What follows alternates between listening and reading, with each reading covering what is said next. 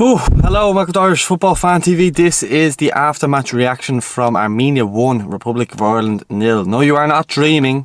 That is the actual score. Very, very, very, very disappointing results. And, you know, all the Kenny bashers are going to be out in force now and saying how bad we are and stuff. And like, look, I'm in work. That's the reason why I'm kind of late doing the video. So I got bits and parts of the game, to be honest with you. From what we saw, we just look totally lethargic.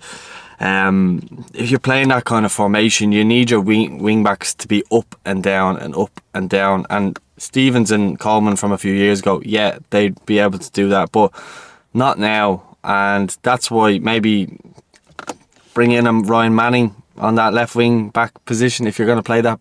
You know, I originally said in my starting 11 show to go with a 4-3-3, which would allow the defence just to be a settled defence, but as well as that be, you know, compact and an experienced back four. But if you're playing 3-5-2, you need to have players that are going to get forward and be up and down all day long. And, you know, Seamus isn't going to do that anymore. Just at his age, it's not because he's bad or anything like that, because I really don't think he is bad.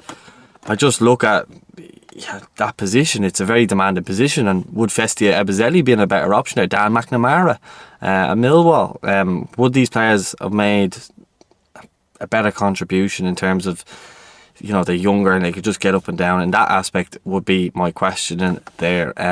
You know, bringing Nathan Collins in, I thought was a good shout, but there was nothing really he could have done about, you know, the game. I thought he done well getting on the ball. He looks like he's going to be a serious player in the future. But you know, Duffy, Egan, they both looked like really jaded. They both looked like they hadn't played in a while, even though I know John Egan was playing a couple of weeks ago in the playoffs. But Shane Duffy hasn't played in a long time. You know, first team football.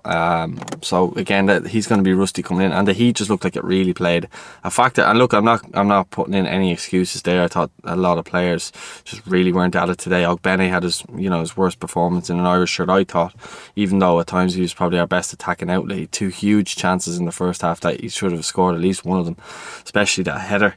Callum Robinson, he was a threat as well, but again, you know, these are the games where you need to be stepping up. And he spoke in his press conference about how he was going to be the one hoping to score the goals and stuff like that. We need players. Troy Power, I thought was probably the wrong call to start, but look, I wasn't complaining when it came out, but kind of looking at it now, I thought it was probably the wrong move just to start him. I think Obafemi would have been the one to start, but when he came on, he didn't look that good either. The subs that came on, McLean couldn't really get into the game at all. I thought Knight done okay when he came on, but overall, you know,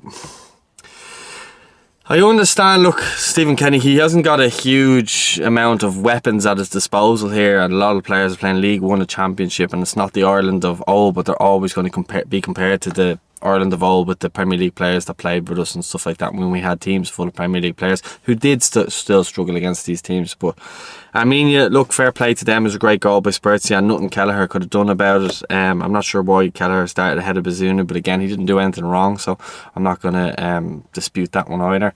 Look, it's obviously not a good result. It's the worst start imaginable. And it's a problem that we have against these teams, Azerbaijan and Luxembourg and now Armenia. We struggle against these teams, and when we sit off players and give them the space, we get punished from long distance. You know, these players, although they're off minnows, like, for some reason they just seem to score really good goals against us and from miles out. But when you give them that much space and invite pressure on, then that's going to be the case. Again, you know, I don't think Hendrick should have been on. I've seen a lot of people giving out about Jeff Hendrick online. I don't think he should have been on as long as he was. I think I don't understand why Cullen came off to allow Jeff to stay on. I thought Cullen should have stayed on, and maybe Malumbi or Knight come on for him. But, you know, Knight came on, and he was the only one who looked like he wanted a bit of urgency from the team to try and get forward. Will Keane came on, and he done nothing as well. Seems to be really lost at international level every time he's played. And yeah, I'll be going more in depth on the game tomorrow, but this is just after match reaction. I'm very emotional, obviously, after the game.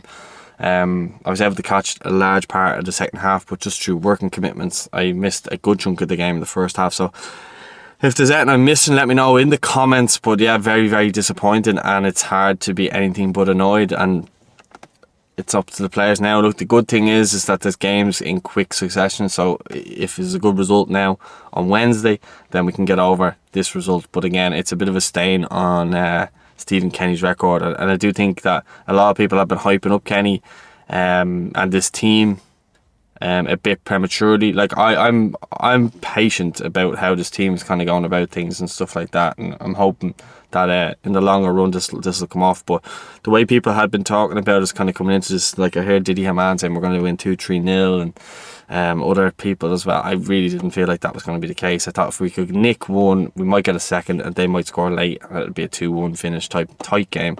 But that wasn't to be, and if you had watched our opposition preview, you know, Spertsyan was their man to watch.